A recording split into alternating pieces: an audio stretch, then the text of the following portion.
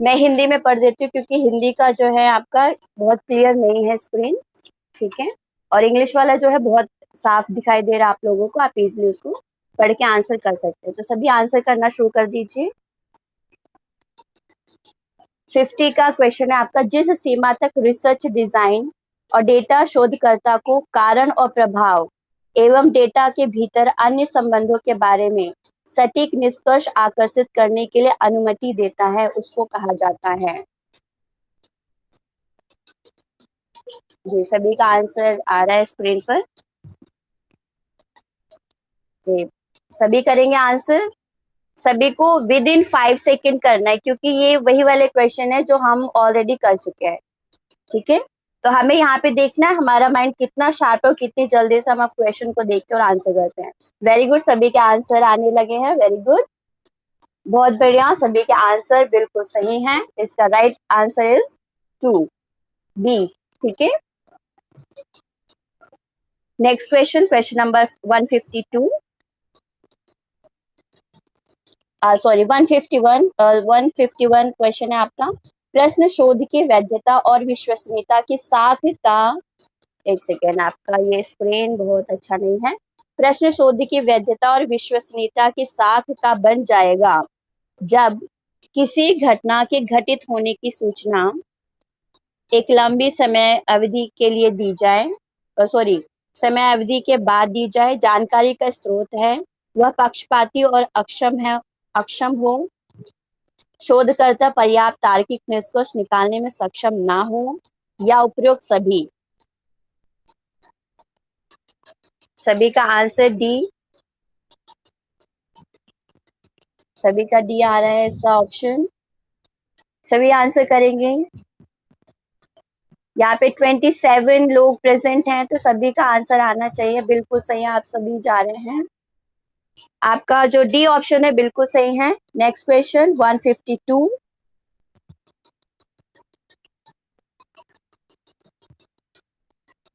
152 question में पूछा जा रहा है, निम्नलिखित में से कौन सा शब्द एक ऐसी स्थिति के वर्णन के लिए प्रयोग किया जाएगा जब एक शोध उस चर या आयाम को माप सकता है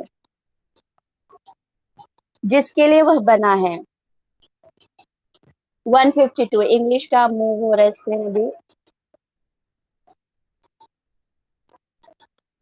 ठीक है। 152 का आंसर सभी करेंगे जल्दी से।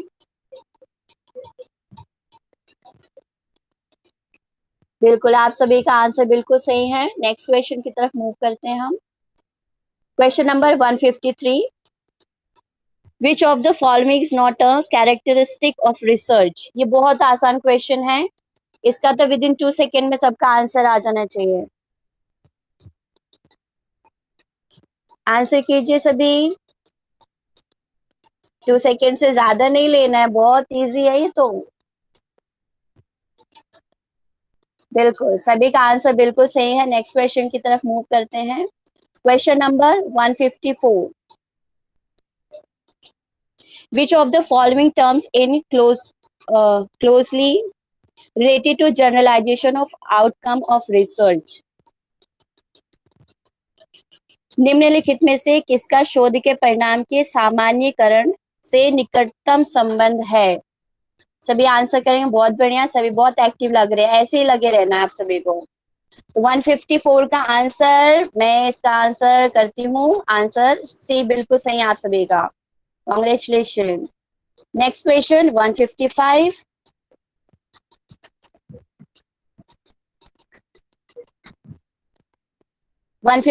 हिंदी में मैं पढ़ती हूँ। एक शोध विधि या उपकरण जो शोधकर्ता को हर, मैं खुद नहीं पढ़ पा रही, सॉरी।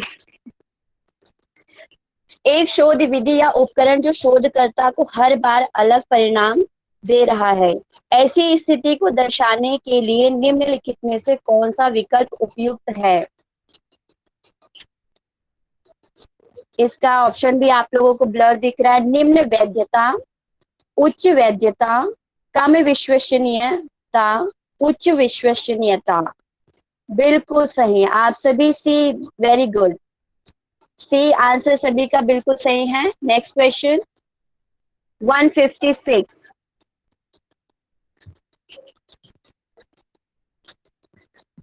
ओके,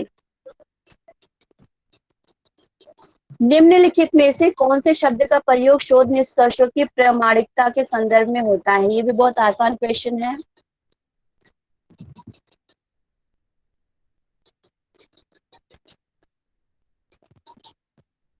सभी आंसर करेंगे, मैं 4 सेकेंड और देती हूँ सभी को। बिल्कुल, सभी का आंसर बिल्कुल सही है। स्क्रीन पर D option is a right option.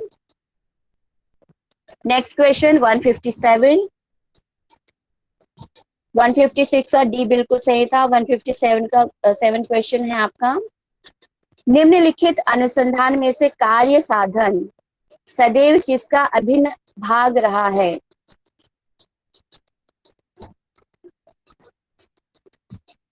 157 का आंसर आता हुआ दिख रहा है स्क्रीन पर। बिल्कुल सही आंसर है। Next question. अब हम लोग नए टॉपिक जो है हमारा फॉर्मुलेशन ऑफ हाइपोथेसिस, तो इससे रिलेटेड क्वेश्चन है, ठीक है। बाकी सारे हमारे, तो अपना माइंड सेट कर लीजिए। Question number 168। माफ कीजिएगा, हिंदी की स्लाइड थोड़ी अच्छी नहीं बन पाई, मैं पढ़ देती हूँ, ठीक है। इंग्लिश का आ जाए पहले। Yes, a good hypothesis should be, निम्नलिखित में से एक अच्छी उपकल्पना कैसी होनी चाहिए? यह इस तरीके से तैयार की जानी चाहिए कि जिसका प्रदत्तों द्वारा परीक्षण किया जा सके, मीन्स जिसको हम टेस्ट कर सके। ज्ञात तत्वों के साथ विधि पूर्वक विशिष्ट और अनुकूल होनी चाहिए, सीमित दायरा होना चाहिए और वैश्विक महत्व नहीं होना चाहिए। या फिर डी, सभी डी की तरफ जा रहे हैं बट मैं सेटिस्फाइड नहीं हूं। आंसर चेंज होता हुआ दिख रहा है। मैं डी ऑप्शन ही लेती, बट एक ऑप्शन जो मैंने देखा, आप ऑप्शन सी पढ़ेंगे, सीमित दायरा होना चाहिए और वैश्विक महत्व नहीं होना चाहिए, इसकी वजह से मैं डी को रिजेक्ट करती हूँ। बाकी और कोई इस पे कमेंट करना चाहता है तो वो अनम्यूट करके बता सकते हैं। आपकी हाइपोथेसिस जो है वो किस तरीके की होनी चाहिए, इसमें ऑथेंटिक देखना है आपको, कौन सा ज्यादा रिलायबल होगा। ओके, मीनाक्षी जी का ए ऑप्शन आ रहा है, बाकी से भी आंसर कीजिए। ओके, सभी का आंसर चेंज होता दिख रहा है। बिल्कुल सही, ए इज अ राइट आंसर। तो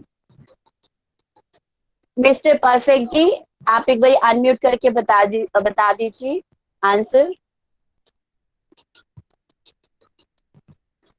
168 का राइट आंसर। ओके, कोई बात नहीं, हम टाइम अपना, हाँ ए ही होगा, बिल्कुल सही। ठीक है, कि वो उनका हमें हम टेस्ट कर सके इजिली, ऐसा होना चाहिए। Okay, next question 169। A hypothesis can be described as, निम्नलिखित में से एक उपकल्पना को किस रूप में वर्णित किया जा सकता है?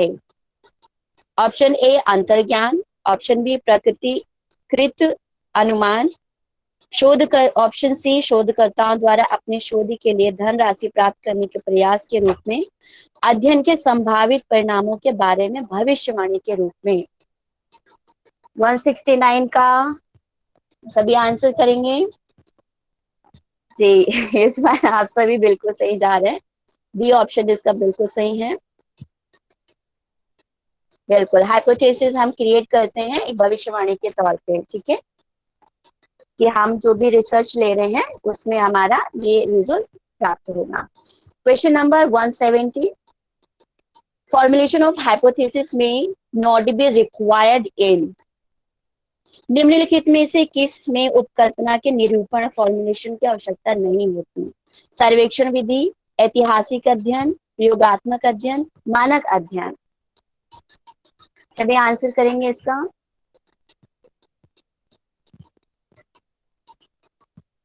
170 का आंसर बिल्कुल सभी को करना है। बहुत लिमिटेड लोगों के मैसेज आ रहे हैं जो मेरे नोन में हैं, बस उन्हीं के मैसेजेस आ रहे हैं। आप सभी कीजिए, आपका कॉन्फिडेंस बिल्ड होगा इससे।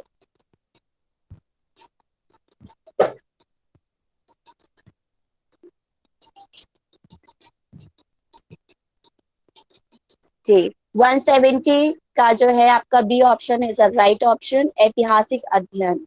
ठीक है, हिस्टोरिकल स्टडीज। क्वेश्चन नंबर 171, एक परिकल्पना परिभाषा का अर्थ है। इसका ऑप्शन है आपका, इसका मूल्य अवधारणा से कोई संबंध नहीं होता, यह अवधारणा की अमूर्त एवं सैद्धांतिक परिभाषा है। सी, यह विशिष्ट अनुभव सिद्ध उपायों के संदर्भ में होती है। डी, उपरोक्त में से कोई भी नहीं। 171 का आंसर करें सभी। बिल्कुल सही है आप सभी का answer. Question number 172। Next question. Yes, what is the purpose of the conclusion in a research report. ठीक है, तो ऑप्शन आपका है हिंदी में, मैं पहले क्वेश्चन पढ़ दूं। एक शोध रिपोर्ट में निष्कर्ष का उद्देश्य क्या होता है। यह बताते हैं कि कैसे अवधारणाओं को परिभाषित किया गया है और मापा गया है। बी ऑप्शन है, यह शोध सवालों के संबंध में महत्वपूर्ण निष्कर्षों को संक्षिप्त रूप में प्रस्तुत करते हैं। या सी, इनमें उपयुक्त साहित्य की एक उपयोगी समीक्षा शामिल होती है। यह कार्य प्रणाली की प्रक्रियाओं की रूपरेखा है। 172 का आंसर सभी कीजिए। ओके, सभी एक मत होते हुए दिख रहे हैं हमें। मिस्टर परफेक्ट, पूजा गौर, और बाकियों का मैं नाम रीड नहीं कर पाई, सॉरी। कल्पना जी। ओके, ध्यान से क्वेश्चन को पढ़ेंगे। ये सब आपने एक बार प्रैक्टिस कर लिया होगा। 172 का मैं आंसर बता दूं, मैक्सिमम लोगों ने बिल्कुल सही आंसर दिया है। इसका आंसर है जो, वो है बी। Okay, question number 173। ये भी बहुत आसान क्वेश्चन है। Which of the following is an advantage of स्टेटिंग hypothesis. आपका हिंदी में मैं रीड करती हूँ। निम्नलिखित में से उपकल्पना को स्पष्ट रूप से कथित करने का मुख्य लाभ कौन सा है। ऑप्शन ए, यह शोधकर्ता को अध्ययन के संभावित परिणामों के बारे में गंभीर एवं विशेष रूप से सोचने पर बल देता है। यह अध्ययन को सरल बनाता है। यह परिभाषाओं को स्पष्ट करता है। यह अनुसंधान पूर्व ग्रहों को कम करता है। 173 का आंसर सभी करेंगे। नीरज मीना जी, स्मिता जी, मीनाक्षी जी, भावना जी, अजीत देव जी, मयंक जी, सभी एक की तरफ बढ़ते हुए दिख रहे हैं। मुझे खुद भी नहीं पता आंसर सही है गलत है। ठीक है, बिल्कुल सही आप सभी का आंसर ए। मैं भी आप लोगों के साथ यहाँ स्क्रीन पे कर रही हूँ क्वेश्चन। ठीक है, चलो। Okay, question number 174। नहीं, मेरी भी प्रैक्टिस हो जाएगी ना यहाँ पे। मैंने सोचा मैं इंडिविजुअल करूंगी तो फिर टाइम भी वेस्ट होगा मेरा।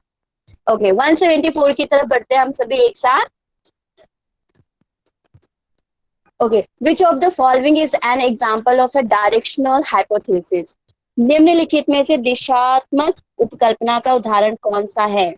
ऑप्शन ए, इस उपकल्पना में छात्रों के पढ़ने के स्तर में अंतर होता है। ध्यान से पढ़ना, कंफ्यूज हो सकते हैं। इसमें व्याख्यान और समूह अनुदेश में अंतर होता है। प्राथमिक कक्षा में समूह निर्देश व्याख्यान की तुलना में अधिक प्रभावी होते हैं। इससे अधिगम में वृद्धि होती है।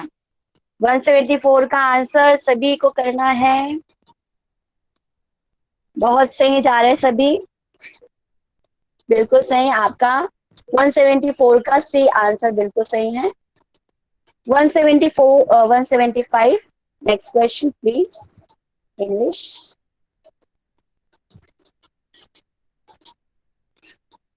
ओके, 175 का आपका क्वेश्चन है, फॉर्मुलेशन ऑफ हाइपोथेसिस में नॉट बी नेसेसरी इन, निम्नलिखित में से किस में उपकल्पना का निरूपण करना आवश्यक नहीं है। बहुत आसान क्वेश्चन है, आपको ऑप्शन दिख रहा होगा दोनों ही स्लाइड में।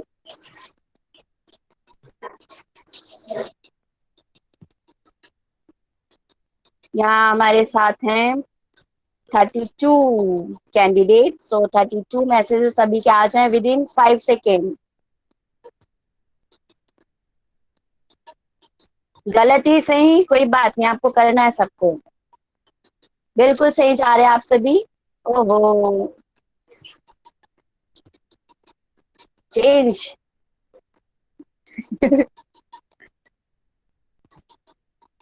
ठीक है, बीच में हमारी टीम भटक गई थी। जी बिल्कुल सही, बी, बी ही होगा, यस बी ही है। ठीक है जी, 176, निम्नलिखित में से कौन सा से कथन उपकल्पना के संदर्भ में सही नहीं है। ये भी बहुत आसान क्वेश्चन है।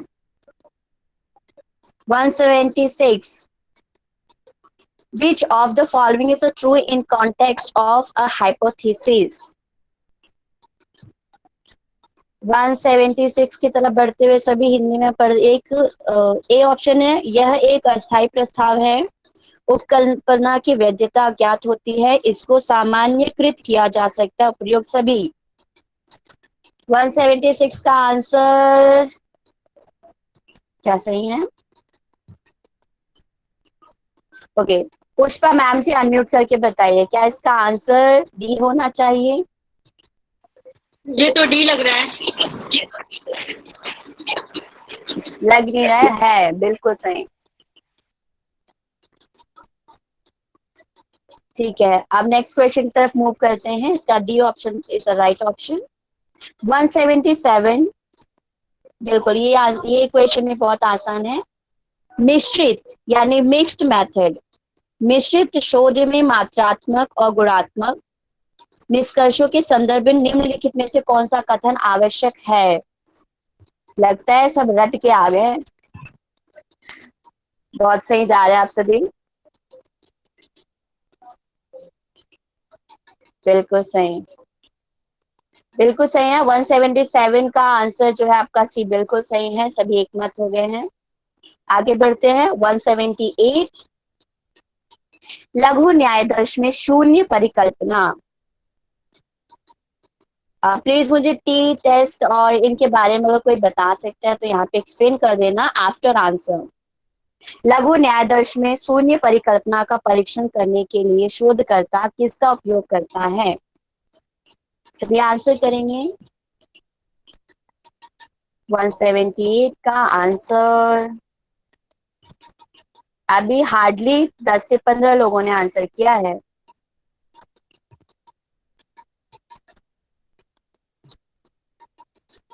ओके, दो आंसर हमें मिल चुके हैं, ए और सी। देखते हैं कौन सा आंसर बिल्कुल सही होगा।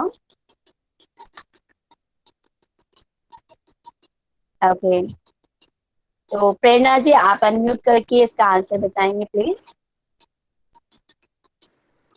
पूजा जी मुझे तो यही लगता है सी एक्स स्क्वायर, क्योंकि एक उसमें टी टेस्ट होता है जिसके ऊपर हम वो करते हैं, सर्वे करते हैं, एक दूसरा होता है ऐसे कुछ करके होता है, तो जो शून्य लगाता है वो एक्स परिकल्पना जीरो की होता बात है। कर रहे हैं। हाँ हाँ, उसी का बता रही हूँ। ये एक ओके नॉन मैट्रिक टेस्ट है, इसीलिए नॉन पैरामेट्रिक टेस्ट जो होते हैं वो H0 की कंडीशन में किया जाता है। ओके, तो मैं श्योर न्यूज के आंसर के लिए तो प्लीज मेजोरिटी बनाओ, क्योंकि जो आंसर हमको मिलता है वो टी टेस्ट का मिलता है। ओके, तो इसका आंसर हम लोग सी करें। अच्छा ठीक है, टी टेस्ट के बारे में कोई मुझे यहाँ पे एक्सप्लेन कर सकता है अभी? टी टेस्ट जो होता है, हेलो पूजा जी मेरी आवाज आ रही? यस, यस मीनाक्षी जी आपकी आवाज आ रही है। हेलो यस जी मीनाक्षी जी पूजा आपकी जी, टी आवाज आ टेस्ट रही जो है। होता है हम तब करते हैं जब हमारे पास दो ग्रुप होते हैं टी टेस्ट के लिए। तो इसलिए हम टी टेस्ट करते हैं। टी टेस्ट जनरली कब किया जाता है, स्मॉल सैंपल जब हमारे पास होता है, लेस देन 30 होता है, और इसलिए हम इसको करते, जैसे कि स्टूडेंट का एग्जाम्पल ले लो तो टी और जेड टेस्ट जो है वो पैरामेट्रिक टेस्ट है। अगर हमारे पास लार्ज पॉपुलेशन होती है तो हम जेड टेस्ट का यूज करते हैं, और अगर कम पॉपुलेशन होती है तो हम टी टेस्ट का यूज करते हैं। और टी 2 ग्रुप में होता है, ये एक्सपेरिमेंट में ज्यादा होता है, ओके, एक्सपेरिमेंटल में। ओके जी, ठीक है, थैंक यू। तो इसका मीनाक्षी जी ने जैसा समझाया, इसका ऑप्शन सी सही बता रहे सभी। तो आप देख लीजिएगा 178 का सी। Next question 179।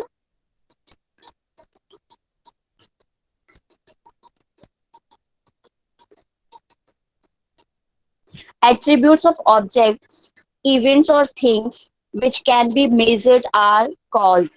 179 का आंसर करेंगे सभी। वस्तुओं, घटनाओं या चीजों के गुणों को किसके द्वारा मापा जाता है? ऑप्शन ए गुणात्मक माप, ऑप्शन बी प्रदत्त, ऑप्शन सी चर, उपरोक्त में से कोई भी नहीं। 179 का सभी आंसर करेंगे।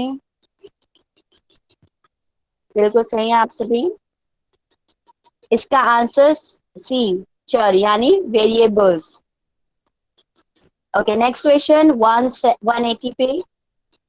180 को सभी देखेंगे स्क्रीन पर। प्राय अनुसंधान ऐसे हैं जिसमें बड़ी संख्या में चर होते हैं।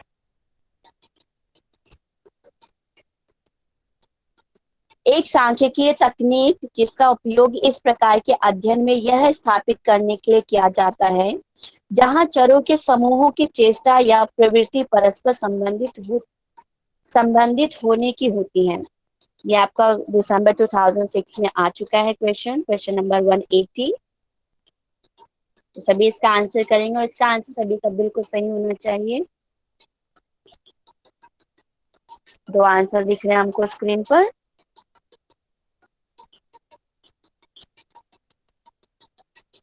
ओके, बिल्कुल सही। मैं सी के साथ जाना चाहूंगी। बिल्कुल सही, 180 का ऑप्शन सी बिल्कुल सही आप सभी का। कारक विश्लेषण, फैक्टर एनालिसिस, ठीक है। Question number 181। Half an hour हमारा कंप्लीट हुआ। अब हाफ एन आवर में हमें फटाफट बाकी जो भी हमारे क्वेश्चन रह गए उनको सॉल्व करना है। 181 क्वेश्चन है आपका स्क्रीन पर।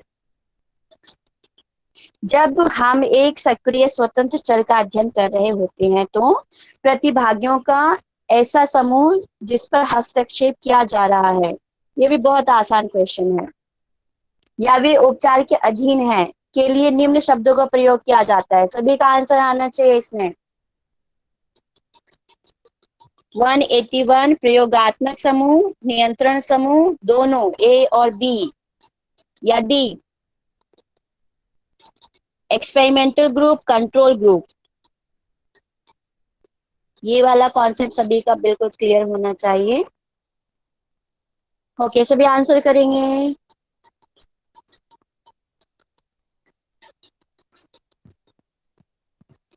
बिल्कुल, आप सभी एक मत हैं, बिल्कुल सही है। ओहो, नहीं नहीं नहीं नहीं, सी ऑप्शन बिल्कुल भी नहीं होगा।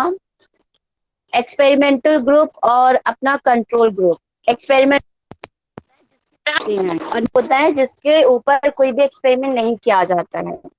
तो ध्यान रखना, सी ऑप्शन तो हो ही नहीं सकता। क्वेश्चन आप ध्यान से पढ़ना है आपको, ठीक है।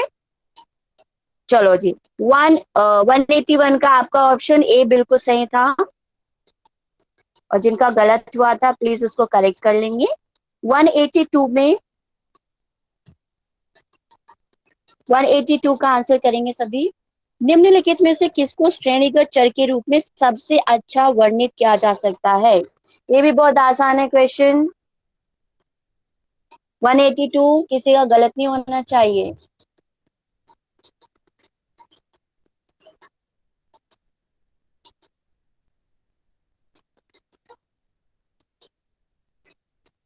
वन 182 का आंसर करेंगे सभी। आंसर चेंज होते हुए दिख रहे हैं हमको। ठीक है, सभी को अच्छे से, कोई बात नहीं, अच्छे से पढ़िए, अच्छे से आंसर कीजिए, ध्यान से पढ़ना है सभी को।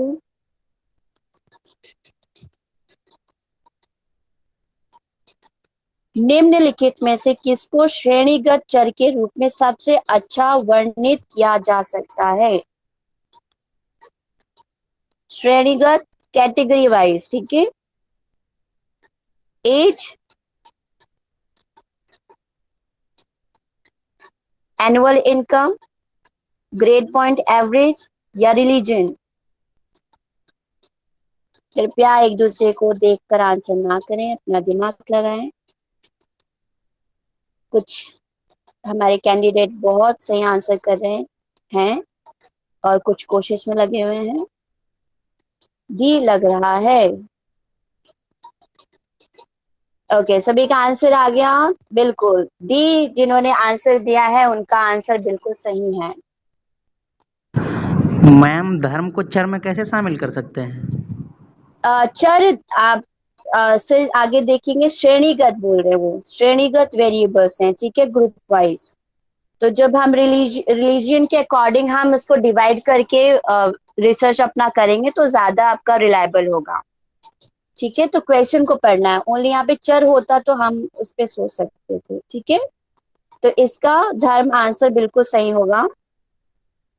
182 का ऑप्शन डी सही है। नेक्स्ट क्वेश्चन 183,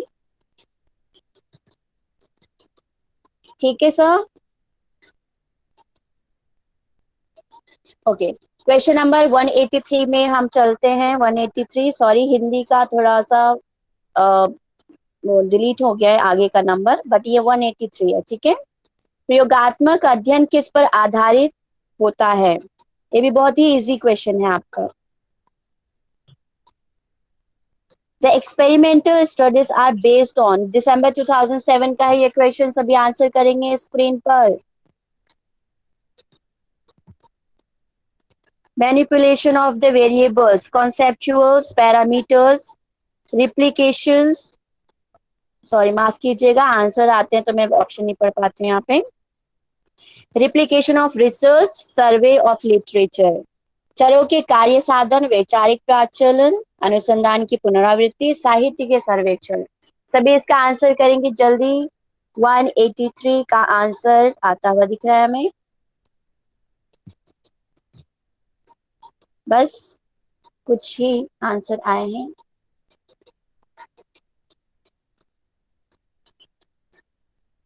वन 183 का आंसर जो है आप सभी बिल्कुल सही दे रहे हैं, चरों के कार्य साधन, बिल्कुल सही है। आगे चलते हैं 184, बिल्कुल सही। 184 का भी आंसर आ गया है। यस, अब आपकी हेलो। स्लाइड जो है दोनों बहुत विजिबल दिखेगी। यस मीनाक्षी जी। सूर्य जी, वो जो कैटेगरिकल वाला क्वेश्चन पूछ रहे थे ना, मैं उसको एक बार डिस्क्राइब कर देती हूँ, जो पूछ रहे थे ये। यस प्लीज जैसे कि मीनाक्षी जी, इन्होंने प्लीज। पूछा था ना कि मिस्टर सर रिलीजन, सुन लेंगे। हाँ, कि रिलीजन क्यों है। तो जो हमारे तीन दिए थे ना ऑप्शन, एज, एनुअल इनकम और ग्रेड पॉइंट एवरेज, ठीक है। तो हम इनको जो है क्वांटिटेटिव होते हैं ये, ठीक है। इसमें हम एलिमिनेशन मेथड का यूज करेंगे। तो ये क्वांटिटी मतलब इनमें कुछ ना कुछ क्वांटिटी होती है। कैटेगरी मतलब उसकी क्वालिटी बेस्ड पे, तो रिलीजन तो हमारी क्वालिटी बेस्ड हो गए, तो इसलिए रिलीजन आएगा इसका आंसर। बाकी जो तीन चीजें है वो क्वांटिटेटिव है। नाइस, गुड आई थिंक आज एक्सप्लेनेशन। समझ गए होंगे। मिस्टर परफेक्ट सर, आपको क्लियर हो गया आपका doubt? Okay ma'am. Yes, good, thank you Meenakshi ji. Okay, question number 184 का भी आंसर सभी करेंगे जल्दी से। कुछ का आंसर आ गया है, कुछ लोगों का मैं वेट कर रही हूँ। ये बहुत ही इजी क्वेश्चन है, इसके ऊपर सर ने बहुत अच्छे से एग्जाम्पल के थ्रू समझाया था। एक्टिव वेरिएबल्स, बिल्कुल सही, बिल्कुल। 184 का आंसर डी बिल्कुल सही है आप सभी का। क्वेश्चन नंबर 185 की तरफ मूव करते हुए हम आगे बढ़ते हैं। Control group and experimental group are exactly the same except for,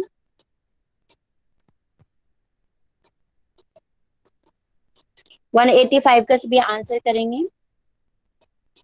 निम्नलिखित में से किस चर के अलावा नियंत्रण समूह और प्रयोगात्मक समूह पूर्ण रूप से समान हैं? 185 का आंसर दिखता हुआ। बिल्कुल सही है आप सभी का। इसका राइट आंसर ए नहीं है, बी है। बिल्कुल सही। Next question 186।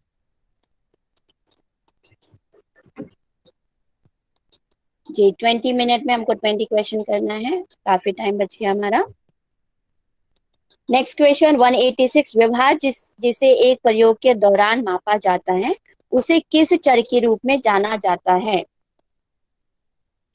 186 का सभी आंसर जल्दी करेंगे।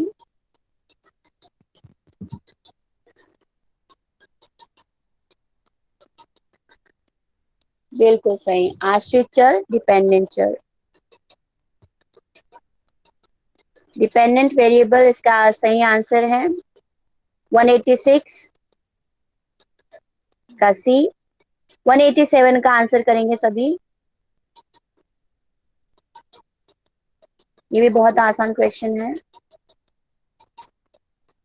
आप इसको इंग्लिश वाला करेंगे तो ज्यादा बेटर होगा, ठीक है। 187 का सभी आंसर करेंगे जल्दी।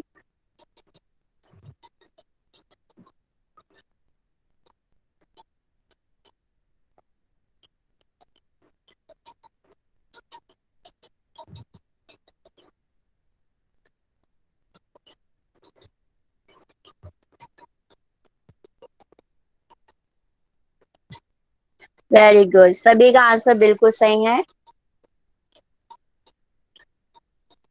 187 का C option is the right option. Next question please. 188। ये भी बहुत ही इजी क्वेश्चन है। An example of categorical variables is teacher's hair colors. Average time it takes a teacher to grade an essay. Distance a teacher has to travel from the office to her class. None of the above. 188 का answer मेरी तरफ से D है।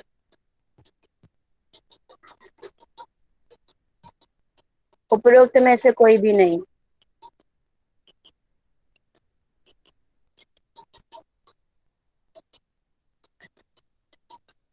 कृपया सभी answer करें, या तो आज मैं गलत हूं या फिर आप सब। बिल्कुल, आज मैं गलत हूं, आप सब सही हैं। इसका राइट आंसर ए ही है, ठीक है, मैं कंफ्यूज कर रही थी। 188 का डी ऑप्शन नहीं है, ए है। 189 का बी, बट मैंने दो रॉन्ग आंसर देखा था स्क्रीन पे, इसलिए मैंने डी ऑप्शन चूज पूजा, किया। ये मुझे समझ ही नहीं यस, आया, निम्नलिखित में से एक श्रेणीगत चर का उदाहरण कौन सा है? शिक्षक के बालों का रंग मतलब श्रेणीगत? मीनाक्षी जी एक्सप्लेन करेंगे, वो बहुत अच्छा दीदी समझाते हैं। हाँ, नहीं, ऐसी बात नहीं है दीदी। इसमें यह है कि देखिए, क्वालिटी और क्वांटिटी दो चीज की बात की जाती है, ठीक है। देखिए, अब इसमें कैटेगरिकल जो है वो क्वालिटी पे बेस्ड होता है किसी भी चीज की। तो हेयर कलर का तो आप काउंट नहीं कर सकते, वो एक तरीके की क्वालिटी है। बट आप एवरेज टाइम तो कर सकते हैं ना, कि एवरेज टाइम कितना लगा। फिर डिस्टेंस को भी आप जो मेजर कर सकते हैं, वो क्वांटिटेटिव में आता है। तो नन ऑफ देम नहीं होगा, फर्स्ट होगा हेयर कलर। वो क्वालिटी है एक तरीके की। आया हाँ, दीदी? ओके। हाँ। Okay, thank you. एक फिर से एक बारी मीनाक्षी जी को बहुत बड़ा वाला thank you. Okay, next question 189। यह वे चर हैं जिनका एक शोधकर्ता यह आकलन करने के लिए चयन करता है ताकि उनका दूसरे चर या चरों पर क्या प्रभाव रहता है। सभी आंसर करेंगे 189 का। स्क्रीन पर सबसे पहले आंसर मीनाक्षी जी का आया, बट मुझे पता नहीं है सही है कि नहीं।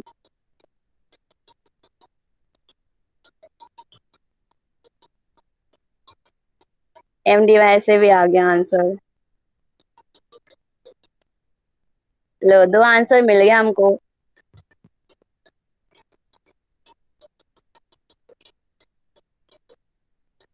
पता है, दो स्क्रीन होने का फायदा हो गया, सम टाइम हिंदी का वर्ड समझ में आता है, सम टाइम इंग्लिश का।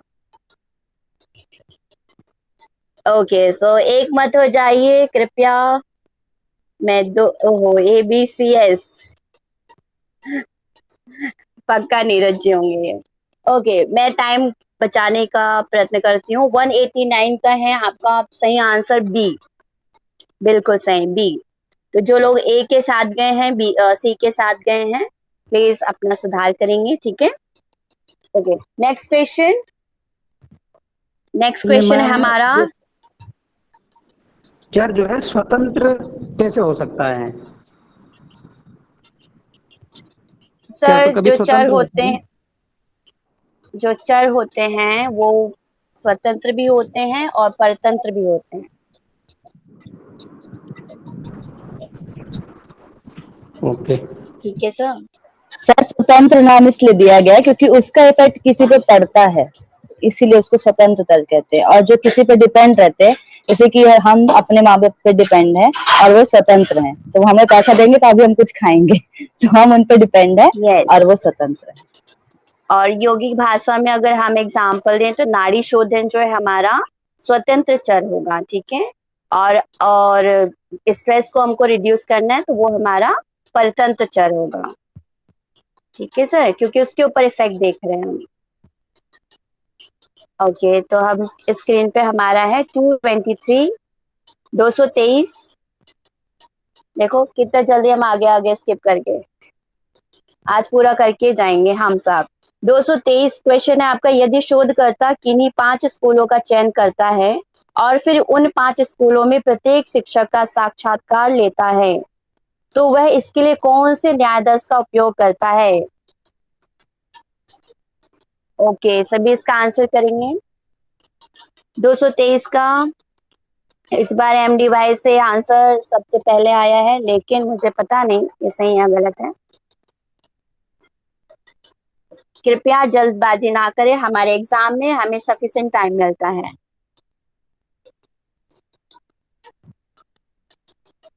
अब आंसर बिल्कुल सही आते हुए दिख रहे हैं, बिल्कुल सही। आपका C option is the right option. 224 की तरफ बढ़ते हैं हम सभी आगे। निम्नलिखित में से कौन सा शब्द उन आंकड़ों के लिए सबसे उचित रूप से प्रयोग किया जाता है जिनको मूल रूप से एक भिन्न व्यक्ति द्वारा किसी भिन्न उद्देश्य के लिए एकत्रित किया गया था? 224 का सभी आंसर करेंगे स्क्रीन पर।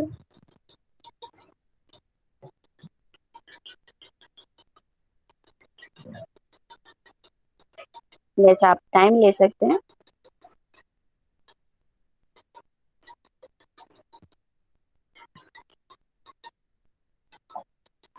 मेरे अकॉर्डिंग मेरे अकॉर्डिंग मेरे अकॉर्डिंग आंसर आ गया है। ओके ए भी आ गया है, बी भी आ गया है, सी भी आ गया है। मैं किसको कलेक्ट करूं? अरे टेंशन क्यों लेना, एक एक क्वेश्चन तो गलत होगा आपका।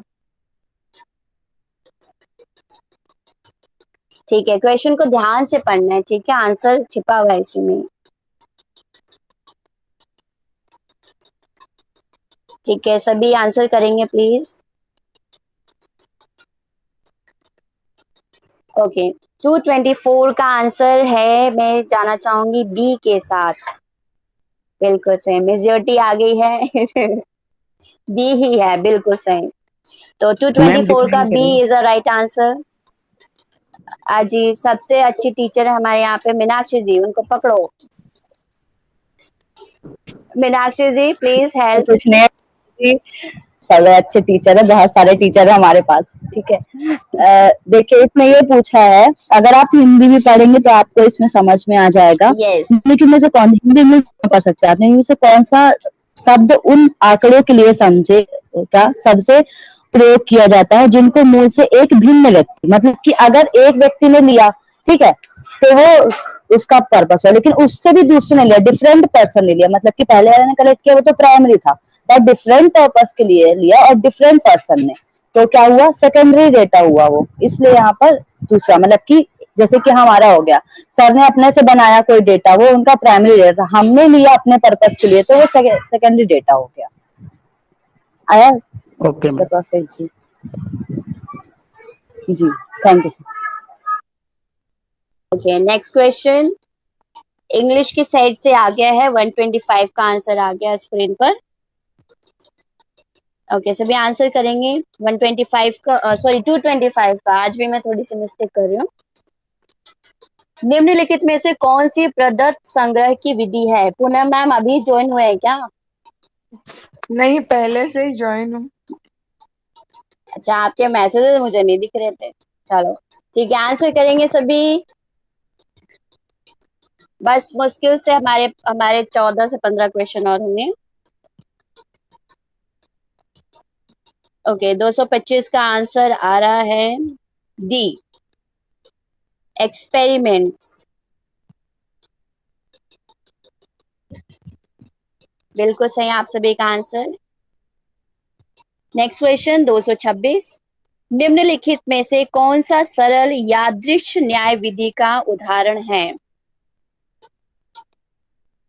Which of the following is an example of a random sampling method? Hindi का जो यादृक्ष है ना, वो थोड़ा सा याद करने में डिफिकल्ट है, तो आप सभी रैंडम सैम्पलिंग मेथड आप क्वेश्चन में देखेंगे तो आपको इसलिए समझ में आ जाएगा। 226 का आंसर, 226 का आंसर मेरी साइड से है, मैं भी आप सभी के साथ हूँ, ए, सिस्टमैटिक सैम्पलिंग। ठीक है, नेक्स्ट क्वेश्चन 226 का ए है, आप थोड़ा हम स्पीड बढ़ाते हैं, ठीक है, देखते हैं किसका मेमोरी कितना शार्प है। Which of the following is not an example of random sampling method? निम्नलिखित में से कौन सा सरल यादृश न्यायदर्श विधि का उदाहरण नहीं है?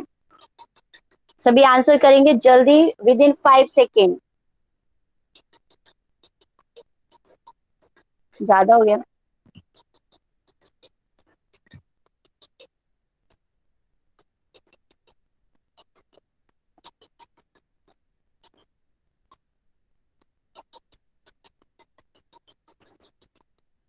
ये आप क्वेश्चन 27 का आंसर दे रहे हैं, 28 का?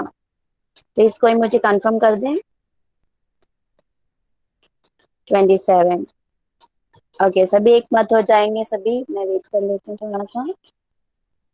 जी जी, एक मैसेज से पता चल गया, थैंक यू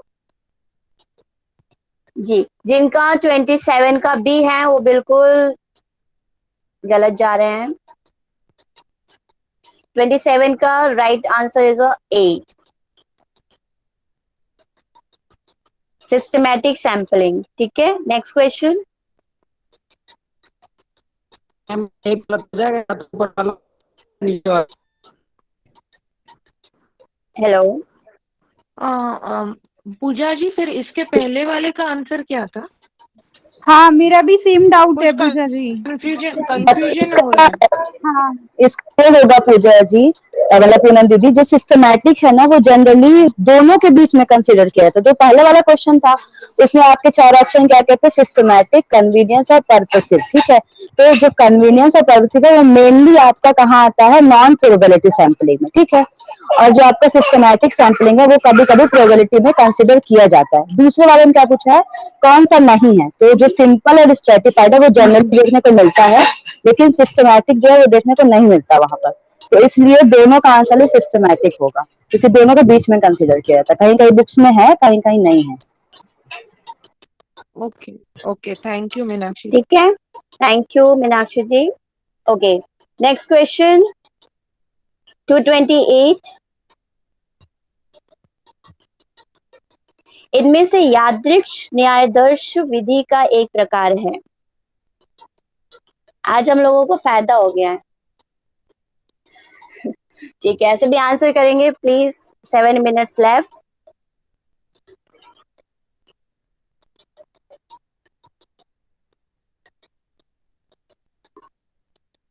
सॉरी, मुझे स्क्रीन पे आंसर नहीं दिख रहे हैं। हाँ ठीक है, मेरा नेटवर्क सही है। बिल्कुल ए जो आंसर कर रहे हैं सही आंसर कर रहे हैं। आपका 228 का आंसर ए बिल्कुल सही है। दोनों चरण यादृक्ष न्यायदर्श, ठीक है। 229 का है, आप सभी आंसर करेंगे।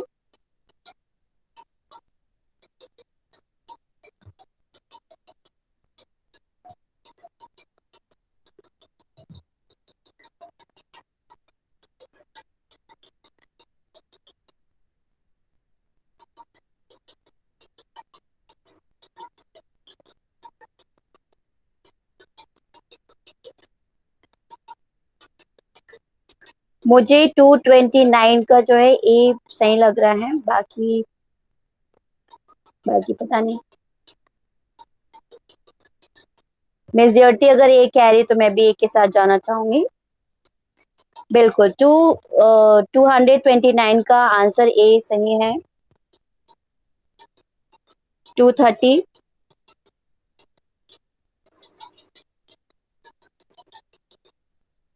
230 का आंसर करेंगे सभी। मिस्टर परफेक्ट का सबसे पहले आंसर आया है, फिर मीनाक्षी जी का आया है। अच्छा, अब स्लो होते जा रहे हैं। 5 मिनट है, मिनट्स हैं बचे हुए। अपनी एनर्जी को दिखाइए और फिर छुट्टी करते हैं। जी मिस्टर परफेक्ट, आप सही हो गए बिल्कुल। जी, इसका B answer is the right answer. Next question please. 231।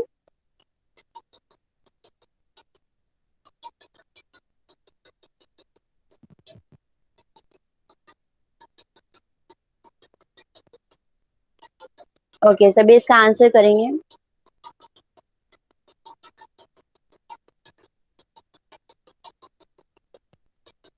ये भी बहुत इजी आंसर है, बस थोड़ा सा समझना है।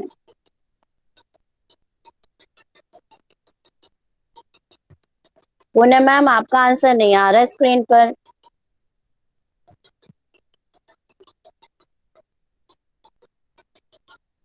जी, आज मैं काम करते करते ये सुन रही कोई हूँ, तो बात नहीं, थोड़ी कोई बात बिजी नहीं। हूँ। मैं भी यहीं पे स्क्रीन पे आके सॉल्व कर रही हूँ आप सभी के साथ। 231 का आंसर जो है, और किसी को आंसर देना है? भावना चौधरी जी का आंसर आया है ए। बहुत बढ़िया, सभी का आंसर बिल्कुल सही है, ठीक है जी। Option A is the right option. Next question 132, oh sorry 232।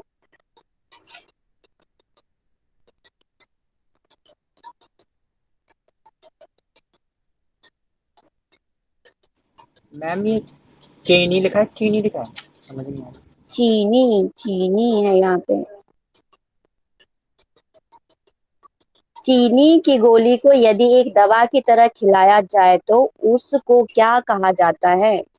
ये मेरे लिए थोड़ा नया है, ये मतलब मुझे क्वेश्चन ही नहीं समझ में आता। हाँ सेम भावना जी, मेरा भी डाउट है, तो प्लीज किसी को अगर आइडिया इसके बारे में तो एक्सप्लेन कर सकते। झूठ बोलना। ओके, मीनाक्षी जी का मैसेज आया, इसमें झूठ बोलना। मतलब इसमें ये होता है पूजा जी, जैसे कि हमको दो ग्रुप है हमारे, तो जनरली क्या होता है 3 ग्रुप्स लेते हैं, ठीक है। एक कंट्रोल ग्रुप, एक्सपेरिमेंट ग्रुप और ओके। एक प्लेसिबो वाले ग्रुप। तो उसमें क्या होता है, एक्सपेरिमेंट को तो हम एक्सपेरिमेंट देंगे, कंट्रोल को कुछ नहीं देंगे, और जो प्लेसिबो वाले ग्रुप रहते हैं उनको हम बोलेंगे कि आपको हम दवाई दे रहे हैं, लेकिन उनको एक्चुअली हम चीनी देंगे, ठीक है। तो इसमें क्या होता है, प्लेसिबो मतलब झूठा होता नहीं, जिसको हम स्यूडो इफेक्ट भी कह सकते हैं, हम्म। Kind of. ठीक है, तो उसको हम देते हैं, फिर देखते ओके, हैं लोगों को क्या इफेक्ट पड़ता है। Thank you. अगर ये पेपर में आ गया ना, सच में मैं इसको तो बिल्कुल सही करके आऊंगी। Thank you. ओके, नेक्स्ट क्या क्वेश्चन ए प्लीज। ए है ना 233। पूजा? प्लेसिबो हाँ, प्रभाव। यस दी ए है, ए। हाँ। यस। ओके, 233।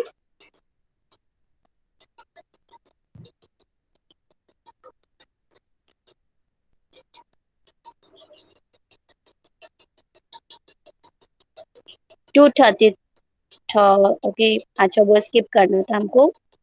ठीक है, नेक्स्ट क्वेश्चन हम सभी करेंगे 234 को करेंगे, ठीक है। 233 को स्किप कर दीजिए, थोड़ा सा हिंदी का लेके इशू था।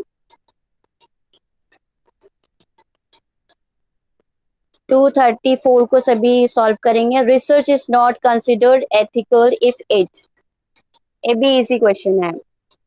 अच्छा, हिंदी में जो है आपका स्क्रीन बहुत ज्यादा ब्लर है, मैं कोशिश करती हूँ। 3, अनुसंधान नैतिक नहीं माना जाता है यदि यह एक विशेष बात को साबित करने की कोशिश करता है, यह प्रतिवादी की गोपनीयता और अनामिता सुनिश्चित नहीं करता है, यह वैज्ञानिक दृष्टि से आंकड़ों की जांच नहीं करता है, यह बहुत ही उच्च स्तर का नहीं है। ये तो किसी का भी आंसर गलत नहीं होना चाहिए। बिल्कुल सही आंसर सभी ने दिया हुआ है। Next question 235, ethical transgression is,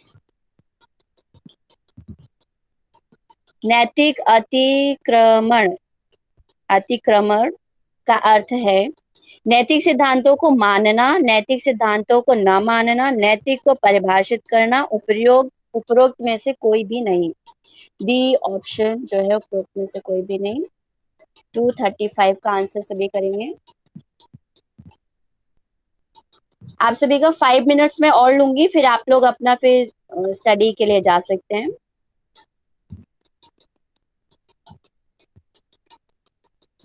to 235 का आंसर नो आइडिया। ओके, तो इसका राइट आंसर जो है आपका बी, बिल्कुल सही है। ओके, नेक्स्ट क्वेश्चन 236, निम्नलिखित में से कौन सा कथन या विचार स्थित नैतिकता की मूल भावना से जुड़ा हुआ नहीं है?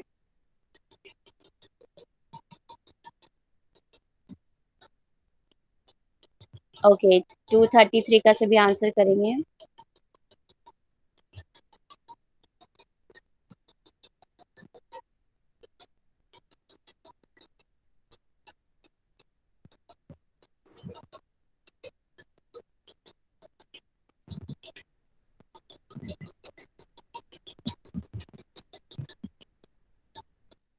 ओके, 236 का आंसर स्क्रीन पर दिख रहा है।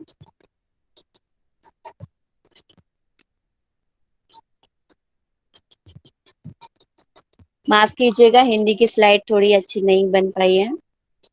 बस कुछ क्वेश्चंस और है कि हमारे निम्नलिखित में से कौन सा कथन या विचार स्थित नैतिकता की मूल भावना से जुड़ा हुआ नहीं है?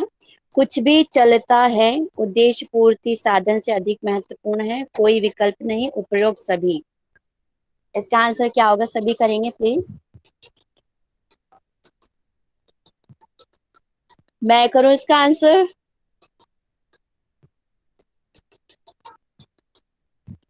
बी और डी, दो आंसर दिख रहे हैं मुझे। इस बार मैं जाना चाहूंगी मिस्टर परफेक्ट सर के साथ। बिल्कुल, सर ने सही जवाब दिया, बाकी सभी ने भी बाद में सही जवाब दिया, तो इसका D option is the right option. Next question please.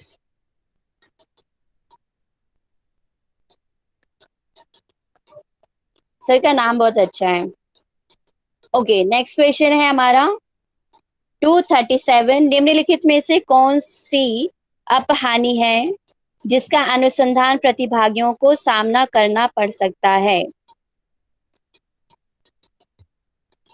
Which of the following is a form of harm that might be suffered by research participants?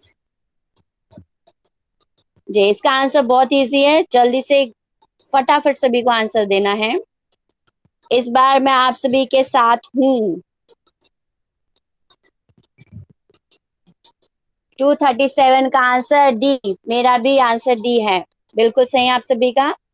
Last few questions रह गए हमारे, 238 की तरफ मूव करते हैं हम सभी। बस हम 40 तक करेंगे, ठीक है।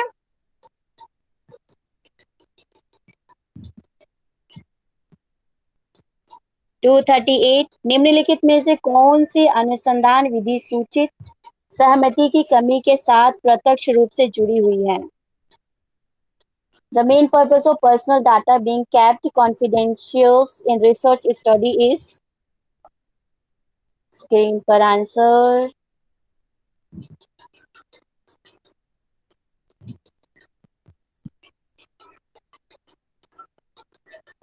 ओके, दो आंसर मुझे मिल गए हैं।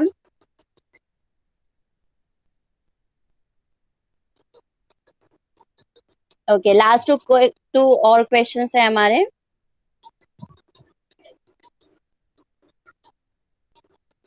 जी बिल्कुल सही, बी आपका, आप सभी का आंसर बिल्कुल सही जा रहा है, बी सामग्री विश्लेषण।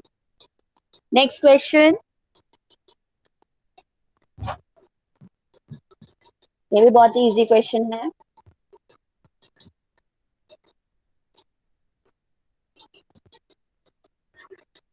टू 239 का आंसर,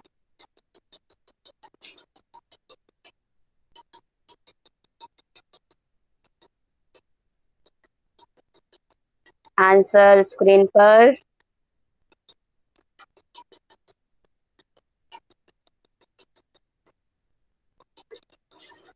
कृपया ध्यान दें।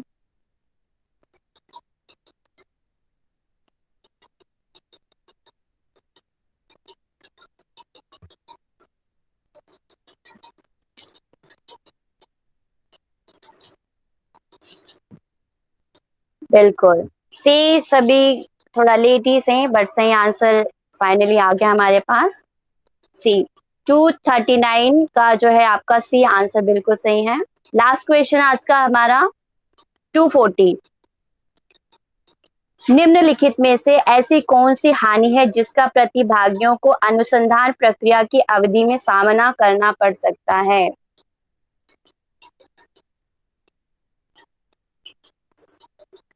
बहुत इजी है।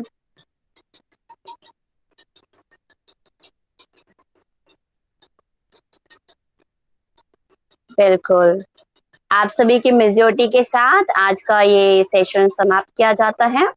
बिल्कुल सही, आप सभी का आंसर 240 का डी सही है।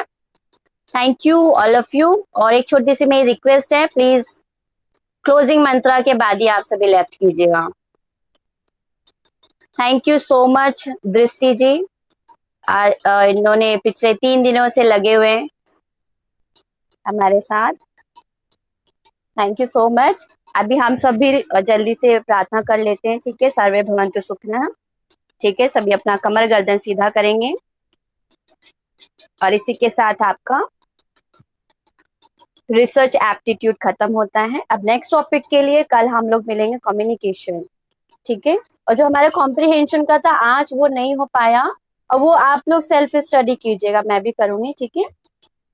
और क्लोजिंग मंत्रा एक साथ, धीमा लंबा गहरा श्वास, join your hands together, close your eyes. ओम सर्वे भवन्तु सुखिनः, सर्वे सन्तु निरामया, सर्वे भद्राणि पश्यन्तु, मा कश्चित् दुःखभाग् भवेत्। ओम शांति शांति शांति। सभी का मंगल होए, सभी का कल्याण हो। शुभ रात्रि सभी को। थैंक यू सो मच, आप सभी ने इतना कोऑपरेट किया और मीनाक्षी जी ने सब कुछ अच्छे से एक्सप्लेन किया। सभी का बहुत बहुत धन्यवाद। पूजा मैम, हाँ जी दी। अपने रिसर्च के क्वेश्चन 2 दिन से चल रहे थे क्या?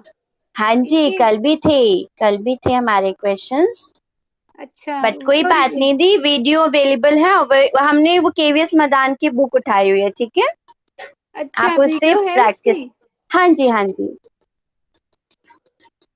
थैंक यू सो मच, सभी का बहुत बहुत धन्यवाद। आप सभी का रात्रि मंगलमय हो। आप सभी लेफ्ट कर सकते हैं। आज हमारे जो मैनेजर हैं रिकॉर्डिंग स्टॉप नहीं कर सकते हैं, तो हमें जल्दी से एग्जिट करना है। Bye bye.